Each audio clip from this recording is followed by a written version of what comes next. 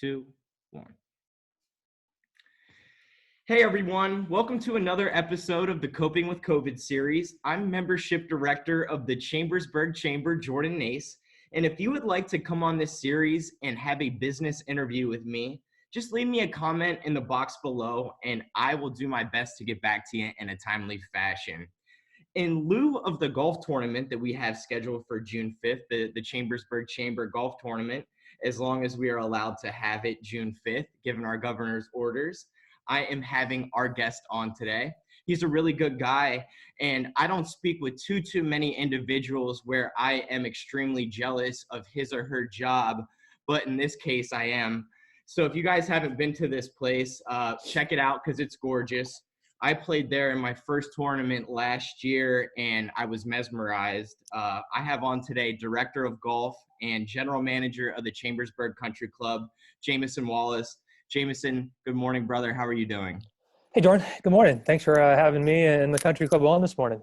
Heck yeah, you're welcome. I'm excited to get out there myself. I have not been out there yet this year. I've only been out there to talk to you and check out the course. I'm excited to finally get out and get on the course. So I know you guys have finally opened up and are allowing some folks back on the course. So you must be excited about that, obviously. Yeah, it's great to finally get the green light. It's not often that, and we're in a spring with a 6-week shutdown, but the membership, the community is certainly really eager to get back out and on the links and enjoying some, what do they term it, outdoor recreational activity for mental health. So it's awesome.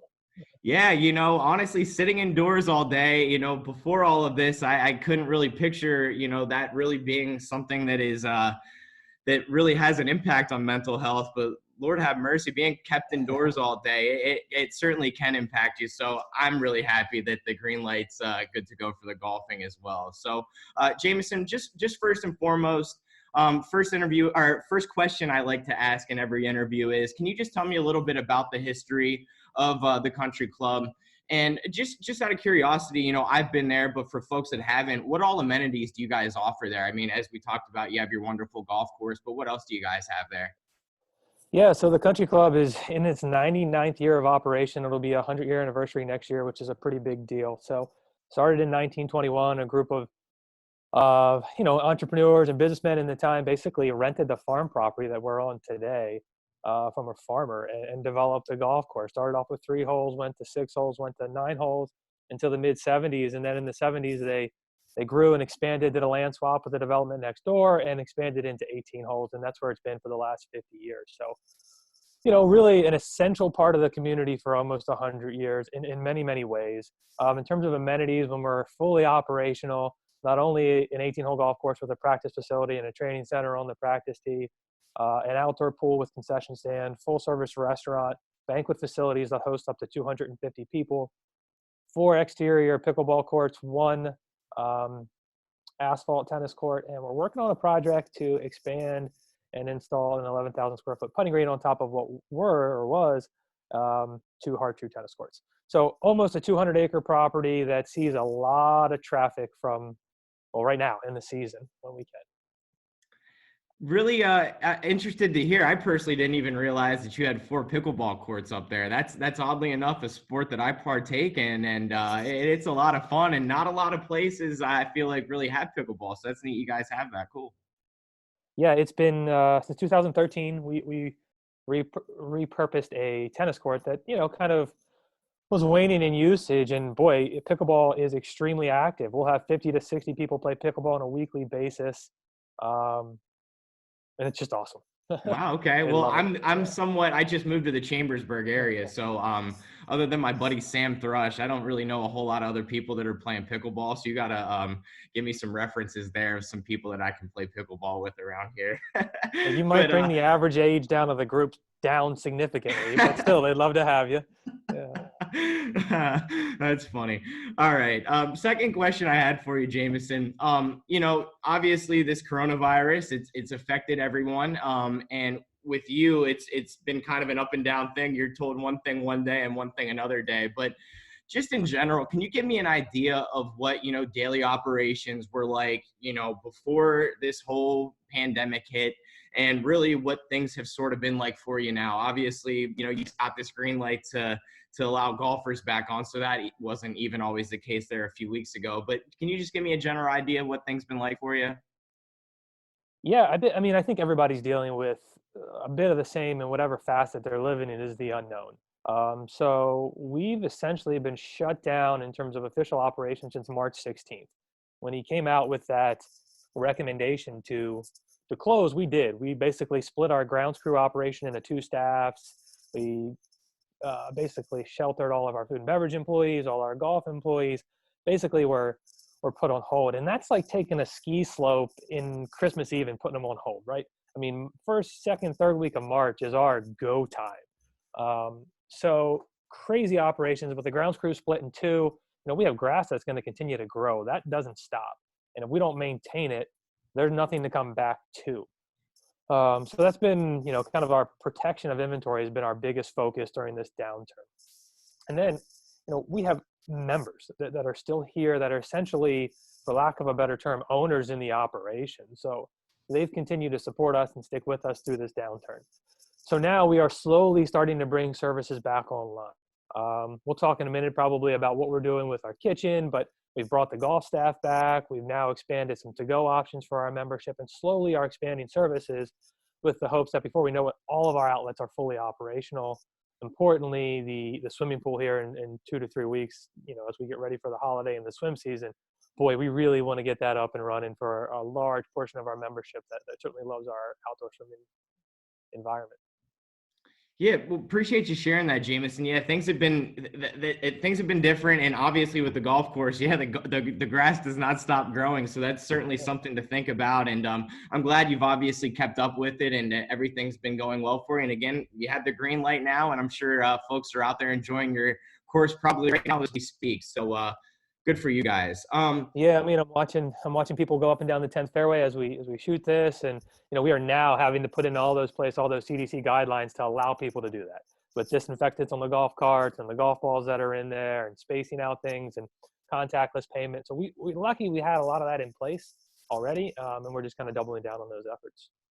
We'll even get into all that here in a little bit, but I can't even imagine. I mean, I'm sure you have to spray down each golf cart now every time somebody comes in. And I know there's some other rules that we'll get here in a little bit about having, one person per cart and things like that. So from a golfing aspect, that is certainly a little weird for us guys that have played for obviously numerous years. But yeah, Jameson, let's just jump back into another question, and then we'll get into all of that.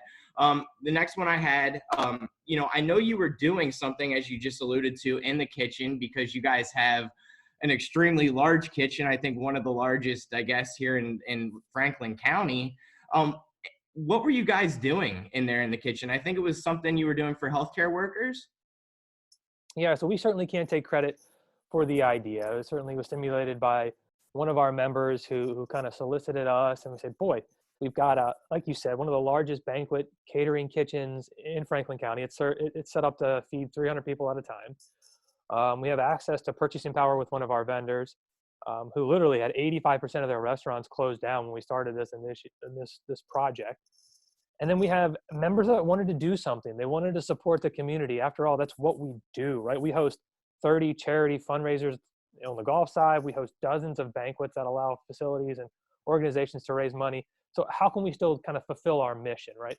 So what we did was we solicited funds from our membership, and they stepped up to the plate to the tune of a significant amount of money that has allowed us to provide, a simple act of providing lunch for our frontline responders throughout the community. So between the members' effort and our effort in here internally, we've been able to cover Keystone Health, WellSpan, and a number of the other first-line responders in terms of the sheriff, the state police, fire departments, with just a simple lunch made in-house.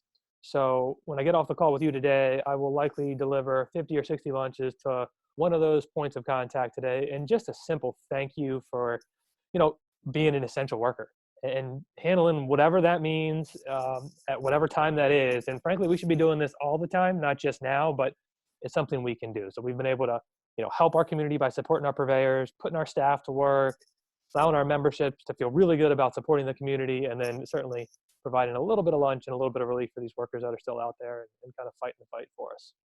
Well, that's an extremely great gesture, and what they're doing for us is, I mean, just really insane. So that's the least I'm sure we can do for him, is provide him a lunch. And you're right, this is eye-opening, but it's something that we probably should have been doing all along. So moving forward, hopefully we can always think of healthcare workers.